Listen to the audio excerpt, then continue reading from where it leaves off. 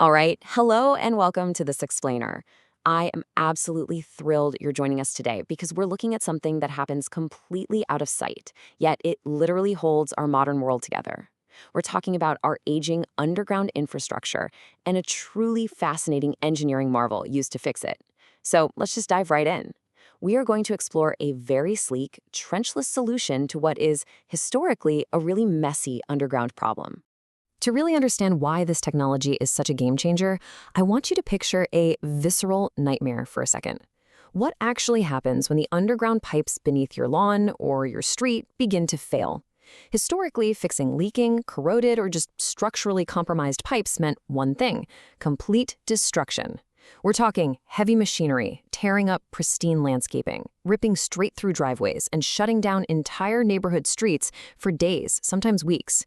It meant massive disruption, eye-watering costs, and just a total headache for property owners and communities alike.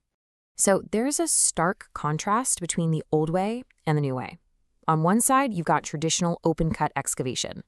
That involves aggressive digging, managing these massive piles of excavated dirt, super expensive surface restoration like repaving and relandscaping, and, of course, serious traffic management. But on the other side, we have the modern approach, trenchless relining. As aging infrastructure really continues to strain municipal and private budgets, this trenchless approach is increasingly favored, simply because it completely bypasses almost all of that surface-level chaos. Okay, Section 1. The solution: trenchless relining. The core concept here is brilliantly simple. Pipe relining is exactly what it sounds like, but the execution is absolute genius. Instead of digging up a long, damaged section of a pipe just to pull it out, repair crews use the existing damaged pipe as a mold. They insert a brand new, flexible lining directly into the old pipe and then cure it or harden it right in place. The result? You get a seamless, fully rehabilitated pipe within a pipe. It is a structural repair happening completely from the inside out.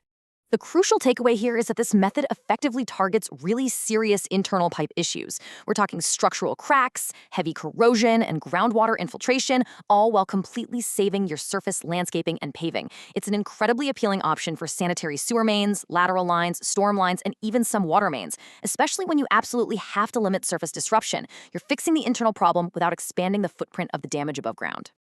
Moving on to Section 2, the process breakdown, how it actually works.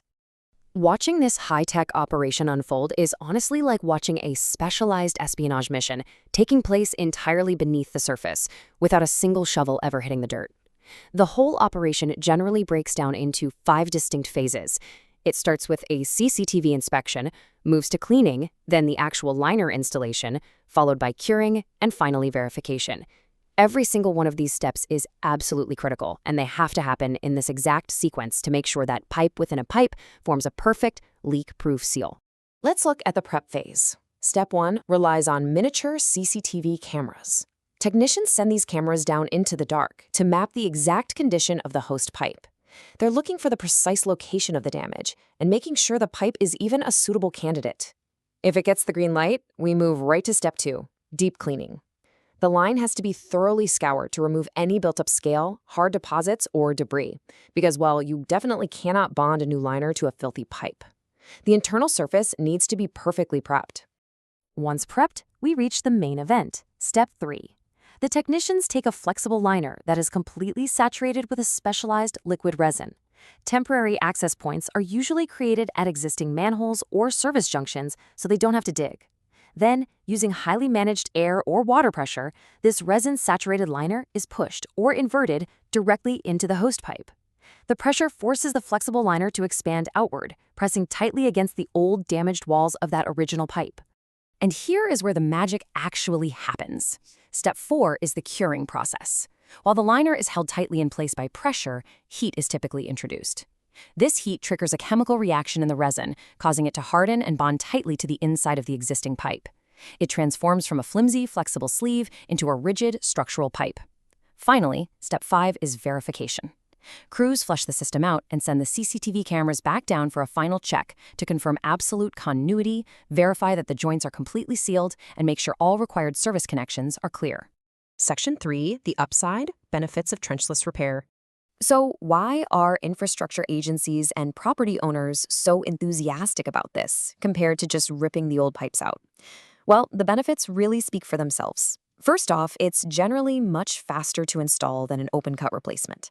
Second, as we've mentioned, it requires far fewer surface restoration works. Your driveway, your garden, the neighborhood street, they all stay totally intact, which naturally leads to the third point, a vastly reduced need for annoying traffic management and road closures. But it isn't just about convenience, it's about actual performance. Because the new cured liner is incredibly smooth, it improves the hydraulic performance of the pipe by reducing internal friction. Plus, it effectively limits groundwater infiltration and contains wastewater leaks, which is obviously a huge win for the environment. Section 4. Reality check, limitations, and suitability. Because hey, trenchless relining isn't magic. It is highly specific, highly precise engineering.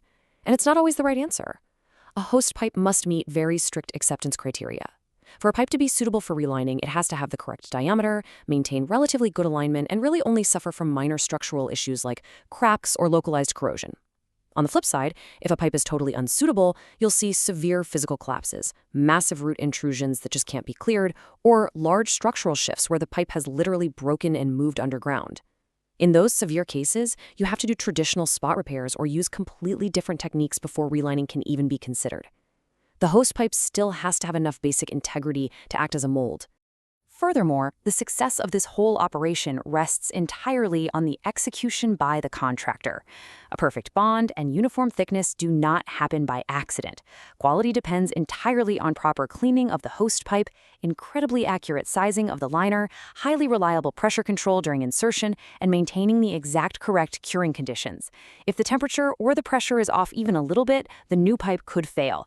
And this is exactly why that post-installation verification step is an absolutely non-negotiable part of the process. Which brings us to Section 5. Looking ahead, why maintenance still matters. So, you've installed your perfect pipe within a pipe. You're done forever, right? Well, actually, scratch that. Not exactly. Even a flawlessly executed relining project requires proactive care. Over time, the underground environment continues to shift. Upstream issues, like aggressive, recurring tree roots desperately trying to find water, aging service connections, or just general earth misalignment, can create brand new stress points on your newly rehabilitated line.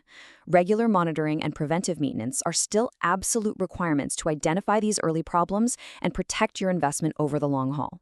I think this direct quote from our source material perfectly summarizes everything we've covered today. Relining is not one size fits all. While trenchless repair is highly practical and so often the best option for modernizing underground networks without all the disruption, it demands thorough assessment, strict suitability checks, and rigorous quality control, from that very first camera inspection all the way through to the final cure. Which leaves us with a fascinating and maybe slightly unsettling thought to end on. Next time you walk out to your car or take a stroll down your neighborhood sidewalk, ask yourself, what is the true condition of the infrastructure beneath your feet right now? There is an entire hidden world of aging pipes holding our daily lives together. And thankfully, modern engineering is finding some pretty ingenious ways to fix it right from the inside out. Thank you so much for joining me for this explainer. Keep asking questions and keep exploring the amazing engineering all around us.